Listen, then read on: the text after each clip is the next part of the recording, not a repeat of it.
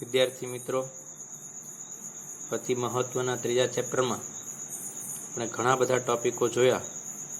આજે આપણે એક મહત્વનો નિયમ, કિર્ચોફનો નિયમ જે છે તે શીખીશું. કિર્ચોફનો નિયમ જે છે તેનો દાખલો લગભગ મોટાભાગની કોમ્પિટિટિવ એક્ઝામ, બોર્ડ, બધી જ પરીક્ષાઓમાં સામાન્યતઃ પૂછાતો હોય છે. માટે આ ચેપ્ટરના દરેક ટોપિક જે છે તે સ્વતંત્ર છે એમ તમે સમજી શકો છો, અને ધીરે ધીરે કરતાં બધા સાથે એક જ દાખલામાં ઉપયોગી થતા હોય. માટે આજે આપણે કિર્ચોફનો નિયમ શીખીએ છીએ તે ખૂબ મહત્વનો છે. માટે તમે ધ્યાનથી નોટ પેન સાથે લઈ અને તૈયારી કરજો, અને આ વિડીયોમાં પ્રયત્ન કરજો શીખવાનો.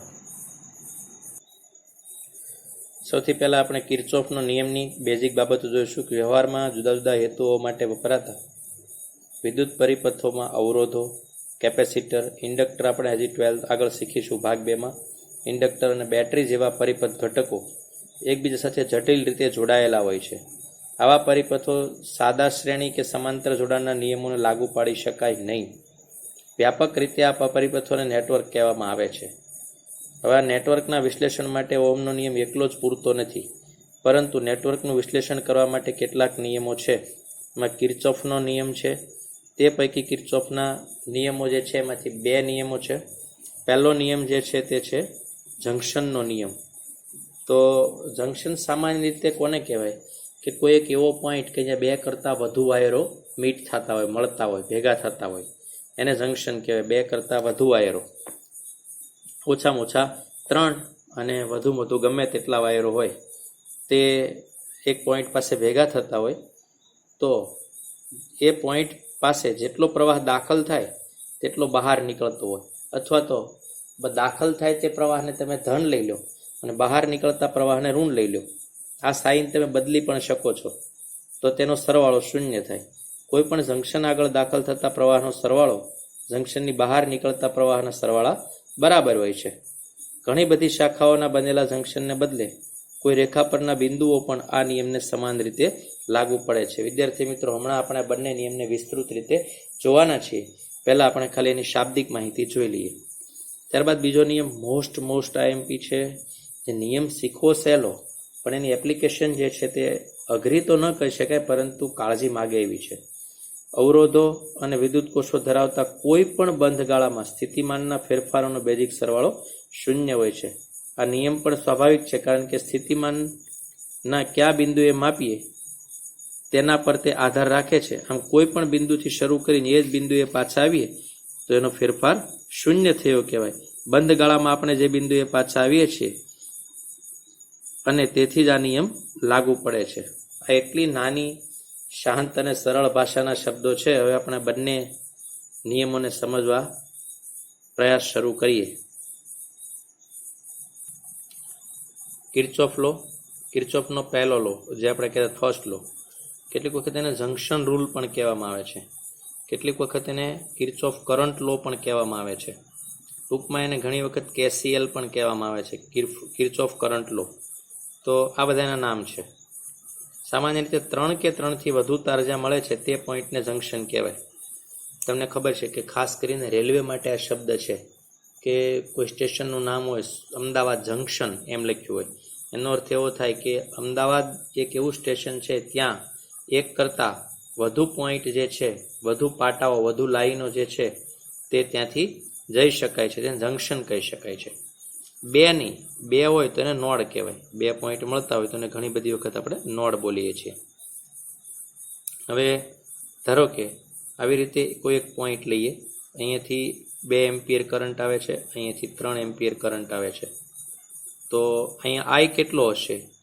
તો અહીંયાથી આવતો કરંટ, અંદર જતા કરંટ અને બહાર જતા કરંટનો સરવાળો સમાન છે. એટલે કે આને જો તમે ધન લઈ લો તો આને ઋણ પણ લઈ શકો. બધાનો સરવાળો 0 હોય એમ પણ કહી શકો, અથવા 2 અહીંયાથી, 3 અહીંયાથી, તો 5 બહાર નીકળશે. પ્રવાહોનો સરવાળો 0 છે.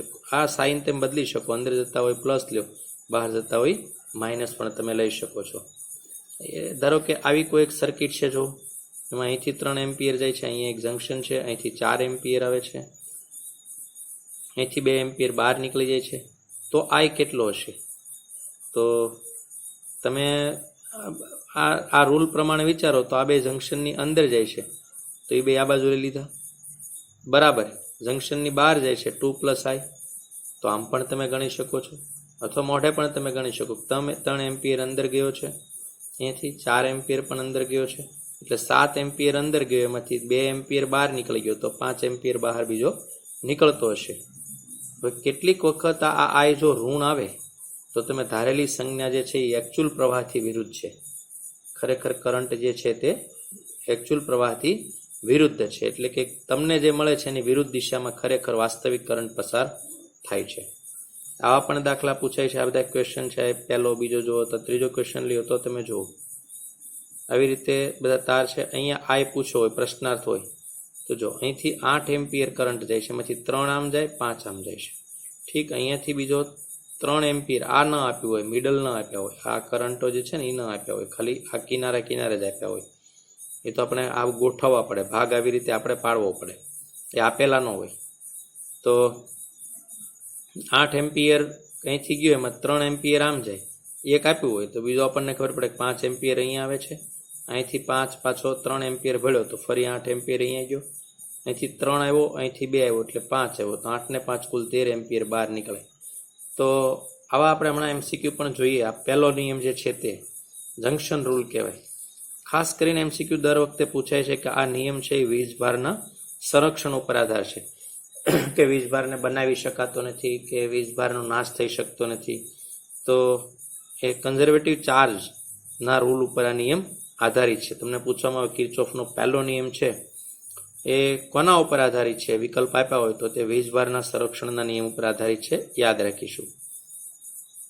જેટલો ચાર્જ પર સેકન્ડ આવે છે તેટલો જ ચાર્જ પર સેકન્ડ બહાર નીકળે છે, વધે કે ઘટે નહીં. તો આ છે કિર્ચોફનો ફર્સ્ટ લો. જો નીચે દર્શાવેલ નેટવર્કમાં જુદી જુદી શાખાઓમાં વહેતા પ્રવાહોના મૂલ્યો દર્શાવેલા છે, તો આઈનું મૂલ્ય કેટલું છે? હવે મેં તમને હમણાં શીખવાડ્યો એ ટાઈપનો દાખલો છે. તો અહીંથી જુઓ તમે, આ એન્ટર થાય કેટલો? 5 એમ્પિયર અહીંયા એન્ટર થાય છે. અહીંયાથી કેટલો એન્ટર થાય? 15 એમ્પિયર. તો 15માંથી 2 અહીંયા ગયો, તો આ બાજુનો ભાગ હશે એને 13 એમ્પિયર અહીંયા ગયો હોવો જોઈએ. 15 આવ્યો, 2 આ બાજુ ગયો, 13 અહીંયા આવ્યો. તો અહીંયાથી 3 બહાર નીકળી જાય, તો અહીંયા કેટલો હશે? 10 એમ્પિયર ગયો હશે. હવે અહીંયાથી વિચારો, 2 આ બાજુથી આવે છે, 5 અહીંયાથી, તો અહીંયા કેટલો હશે? કેટલા એમ્પિયર આવ્યો હશે? તો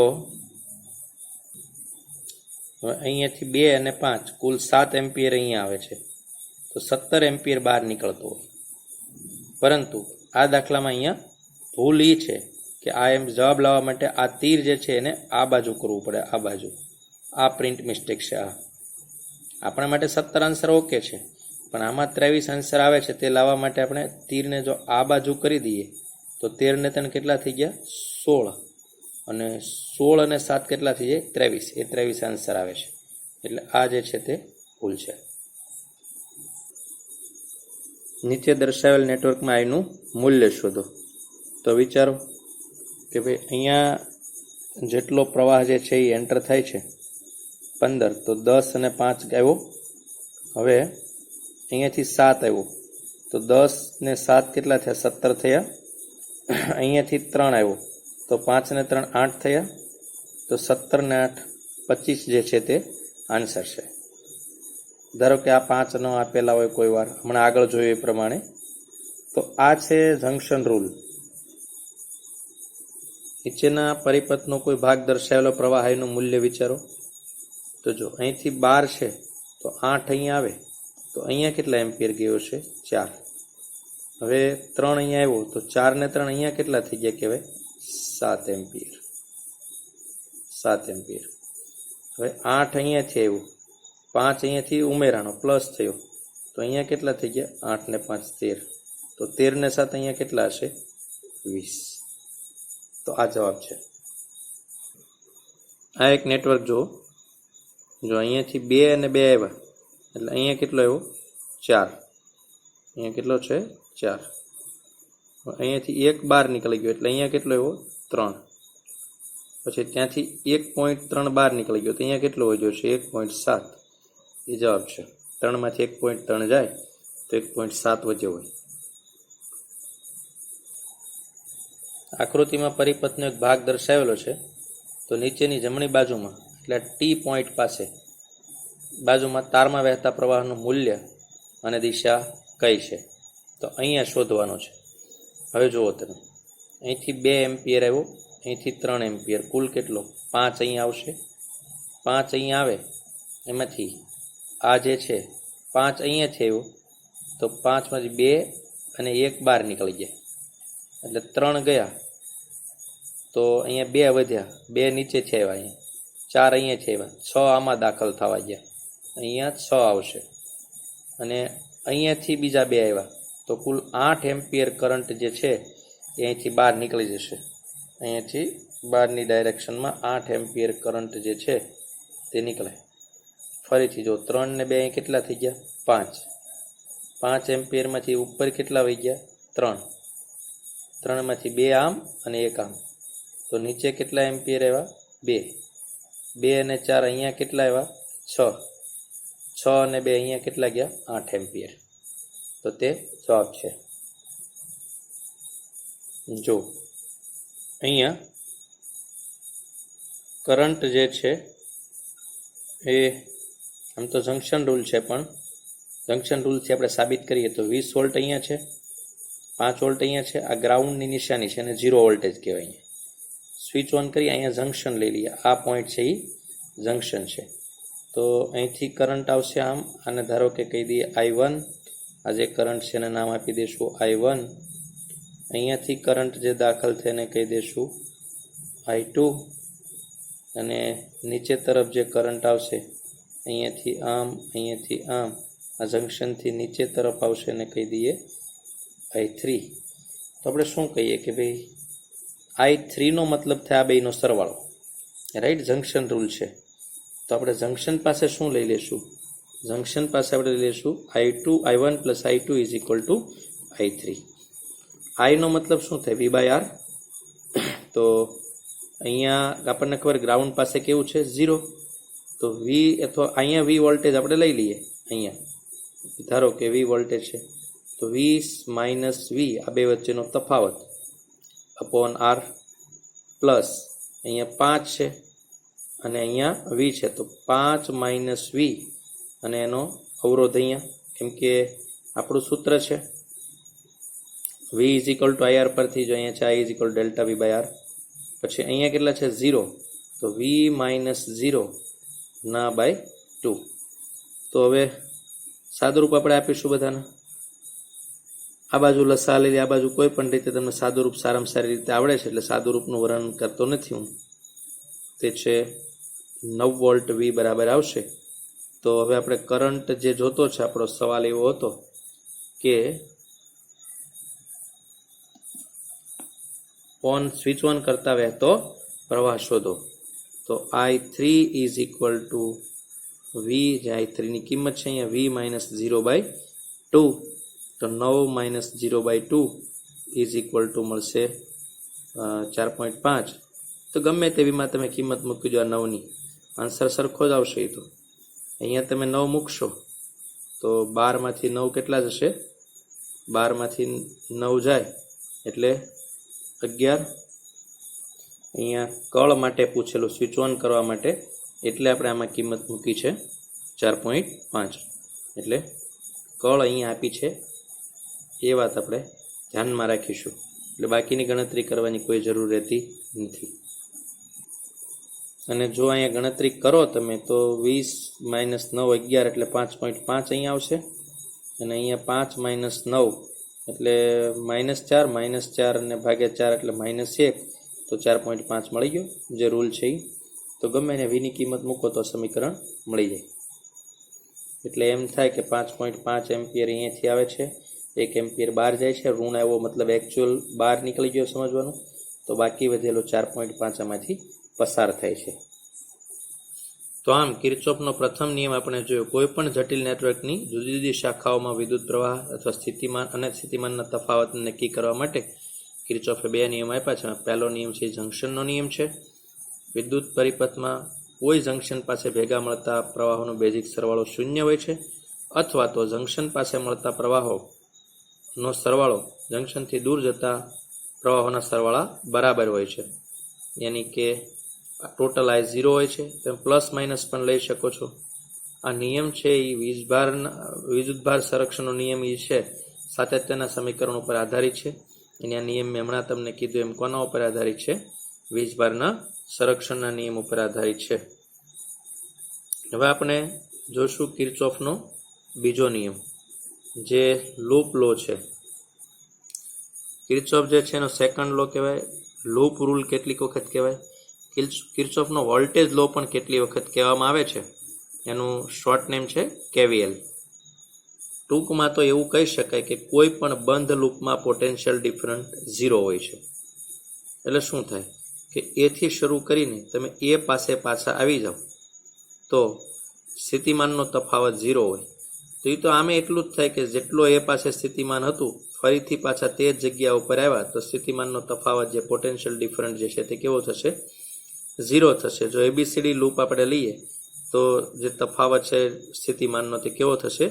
0 થાય. પણ શરત એટલી છે કે લૂપ બંધ હોવી જોઈએ. હવે બહુ બધી લૂપ માટે આપણે જોવાના છે. પહેલું યાદ રાખીશું, આ તો ડાયરેક્શન માટે અત્યારે આપણે કંઈ જોતા નથી.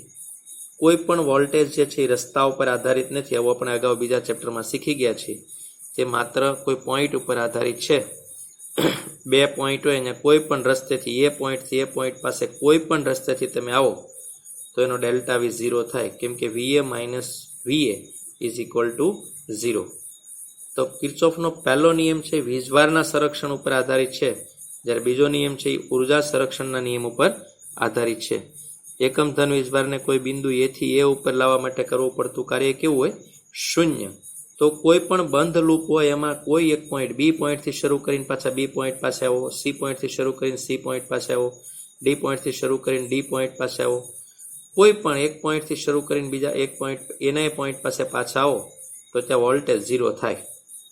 આ નિયમ એપ્લાય કરવો એ જ થોડો અઘરો છે. સમજવો એકદમ સહેલો છે. નિયમની લાઈનો એકદમ સહેલી છે, પરંતુ એને પ્રેક્ટિકલ લૂપમાં એપ્લાય કરી અને સોલ્યુશન લઈ આવવું તે થોડી ધીરજ, એક્યુરેસી, શાર્પ નજર અને બુદ્ધિમત્તા માગે તેવો છે. માટે આ નિયમની એપ્લિકેશન કરીએ ત્યારે એકદમ ધીરે ધીરે બેઝિક વાતોથી આપણે આગળ જવાના છીએ, પણ શાર્પ નજર તમારી હોવી જોઈએ. હવે જ્યારે કોઈ પણ સર્કિટ હોય એમાં એક કરતાં વધુ સેલ હોય, વધુ બેટરી હોય, તો કોઈ એક સેલથી કરંટ નીકાળો તો પણ આપણું કામ થશે. સૌથી પહેલાં આપણે એવું શીખવાના છીએ. બે કે બેથી વધુ કે 3 સેલમાંથી પણ કરંટ તમે નીકાળી શકો છો, પરંતુ જંક્શન પાસે જંક્શન રૂલ જે છે તે ફોલો કરવો પડે ફરજિયાત કોઈ જંક્શન પાસે. પરંતુ શરૂઆતના મોટા ભાગે એક સેલમાંથી જ આપણે કરંટ નીકાળતા શીખીશું. ત્યારબાદ ધીરે ધીરે ક્રમશઃ તમે એની બાકીના જે છે તેની માસ્ટરી તમે આવી જશે. સાથે સાથે જ્યારે જે સેલમાંથી કરંટ તમે જેટલો નીકાળો તેટલો તે સેલને પાછો આપી દેવો પડે. તે નિયમ છે. સેલમાંથી જેટલો કરંટ નીકળશે એટલો પાછો તે સેલમાં આવી જવો જોઈએ. ચૂઝિંગ અ લૂપ જે છે કે લૂપ પસંદ કઈ રીતે કરી, તો એક સેલ જે છે, એક સર્કિટ છે, એક નેટવર્ક છે, એમાં એક કરતાં વધારે લૂપ હોઈ શકે છે.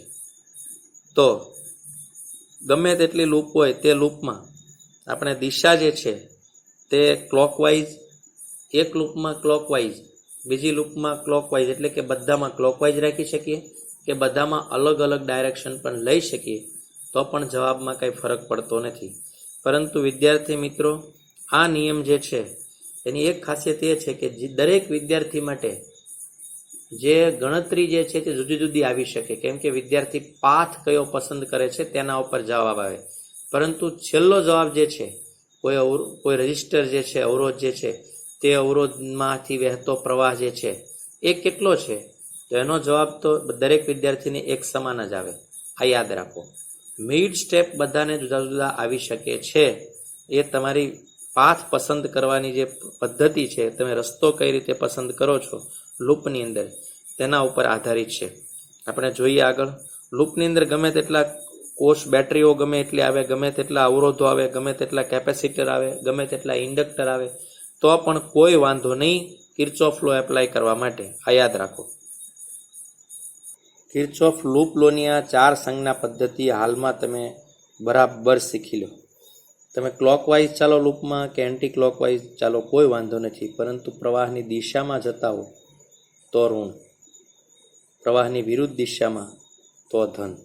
આ ક્યારેય ભૂલવાનું નથી, ઉલટા સુલટું કરવાનું નથી. ચાલતા ચાલતા તમને બેટરીનો ધન છેડો મળે તો ઋણ, અને ઋણ છેડો મળે તો ધન. બેટરીમાં ઉલટા સુલટું, અહીંયા દિશામાં ઋણ, વિરુદ્ધ દિશામાં ધન. આ બરાબર પહેલાં તૈયાર કરી નાખો, પાકું કરી નાખો. આપણે આગળ જોઈએ. એક આવી બેઝિક લૂપ લીધી છે, એમાં આ બેટરી એક આપી છે, એક જ બેટરી રાખી છે. અહીંથી કરંટ પાસ થાય એવી રીતે, અને 2 રજિસ્ટર આપ્યા છે અહીંયા. અને હું ક્લોકવાઇઝ અત્યારે દિશા પસંદ કરું છું. અત્યારે સિંગલ લૂપ જોઈએ છે. Loop A B C D A, એથી એ પાસે નીકળી ગયા, રાઈટ. તો હવે આપણે ક્લોકવાઇઝ ડાયરેક્શનમાં ચાલવાના છીએ. તો શરૂઆત તમે ગમે ત્યાંથી કરી શકો છો, કોઈ એવી રિક્વાયર ખાસ નથી કે ક્યાંથી શરૂઆત કરીએ. ધારો કે તમે અહીંથી ડી પોઈન્ટથી શરૂ કરીએ છીએ. આપણે આ ડી પોઈન્ટથી શરૂ કરીએ તો બેટરીનો કેવો છેડો આવ્યો? ઋણ. તો અહીંયા આવશે +10, કેમ કે ઋણ આવે તો ધન. ત્યાંથી પ્રવાહની દિશામાં આગળ આવ્યા એટલે એક અવરોધ મળ્યો. દિશામાં આવે એટલે ઋણ, IR કરવાનું હોય, V = IR. તો 2I પણ કેવા આવશે? માઇનસ, કેમ કે આપણે ક્લોકવાઇઝ ફરીએ છીએ પ્રવાહની દિશામાં. તો અહીં મેં લખ્યું -2I. ત્યાંથી આગળ આવ્યા તો અહીંયા આવશે 3IR, 3I, કેમ કે પ્રવાહની દિશામાં એટલે માઇનસ. સાઇન જ મુખ્ય છે, માઇનસ. ડી પાસે પહોંચી ગયા એટલે બરાબર 0, રાઈટ. હવે એમ ન કરવું હોય, કોઈ એ પોઈન્ટ પાસેથી શરૂ કરે છે અને ક્લોકવાઇઝ ફરે છે, તો એ જાય છે તો અહીં કોણ મળશે? 2I પહેલાં આવશે, પણ માઇનસ, કેમ કે પ્રવાહની દિશામાં ઋણ. ત્યાંથી આગળ આવો એટલે પ્રવાહની દિશામાં IR, એટલે I તો I છે, R એટલે 3 છે, તો 3. અહીંયાથી અહીંયા આવો એટલે માઇનસ, ઋણ છેડો આવ્યો એટલે +10 = 0.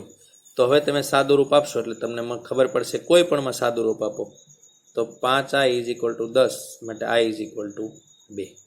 હવે કોઈ વિદ્યાર્થી એન્ટી ક્લોકવાઇઝ ચાલવાનું પસંદ કરે છે, કોઈ પણ પોઈન્ટ 4માંથી હોય, અને અહીંયાથી આમ જાઓ છો તો પણ કોઈ ફરક પડતો નથી, આન્સર એ જ આવે. અહીંથી શરૂ કરો એટલે પહેલાં વિરુદ્ધ દિશામાં જાઓ છો એટલે શું આવશે? 3. અહીંથી શરૂ કરો છો એટલે શું આવશે? 3I positive, 3I. અહીંથી જાઓ એટલે સામે જાઓ છો તો પ્રવાહની વિરુદ્ધ દિશામાં ધન એટલે +2I. પછી આ પોઈન્ટથી શરૂ કર્યું છે, અહીં એન્ટી ક્લોકવાઇઝ આપણે ફરીએ છીએ, એન્ટી ક્લોકવાઇઝ. અહીંયાથી પ્રવાહની સામે કોઈ ઋણ છેડો આવ્યો એટલે શું આવશે? ધન છેડો આવ્યો એટલે ઋણ, બેટરીનો ધન છેડો. તો આપણે શું લખીશું? -10 = 0.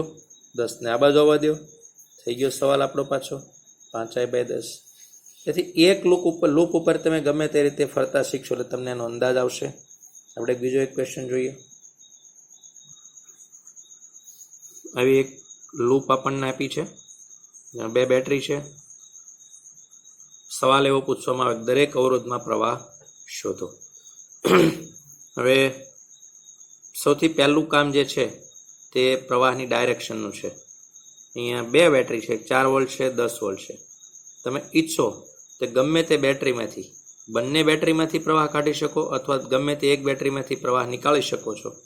પરંતુ જે બેટરીમાંથી જેટલો પ્રવાહ નીકાળો એટલો એને પાછો આપી દેવો પડે. તો જો મેં પહેલું કામ લૂપમાં પ્રવાહનું છે, 10માંથી પ્રવાહ નીકળ્યો છે, આવી રીતે આમ ફરતો આખો અહીંયા આવી ગયો છે. બાકી ગમે તેટલા અવરોધો, ગમે તેટલી બેટરીઓ, ગમે તેટલા કેપેસિટર, ઇન્ડક્ટર આડા આવે, કંઈ જ નહીં જોવાનું. એક બેટરીમાંથી પ્રવાહ કાઢીને તે આપી દો તો પણ તમારું કામ બની જશે. તો પ્રવાહની દિશા નક્કી થઈ જાય પછી મેં કીધું એમ કોઈ પણ લૂપ તમે પસંદ કરી શકો. અહીંયા એથી શરૂ કરીને આપણે અત્યારે ક્લોકવાઇઝ જઈએ, એન્ટી ક્લોકવાઇઝ જઈ શકો, કોઈ પણ પોઈન્ટથી શરૂ કરી શકો છો. તો સીધા ગયા એટલે બેટરીનો ઋણ છેડો આવ્યો તો ઋણના કેવા થઈ ગયા? ધન.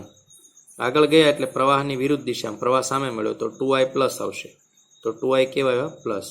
અહીંયા પણ પ્રવાહની વિરુદ્ધ દિશામાં એટલે 1i IR હોય, અવરોધ ગુણ્યા પ્રવાહ, તો 1i અહીંયા આપણે પ્લસ લીધો. અહીંયા પણ પ્રવાહ સામે આવે છે તો ફરીથી અગેન 2i આપણે લીધા પ્લસ. આ બેટરીનો છેડો ધન આવ્યો તો આપણે લીધા માઇનસ.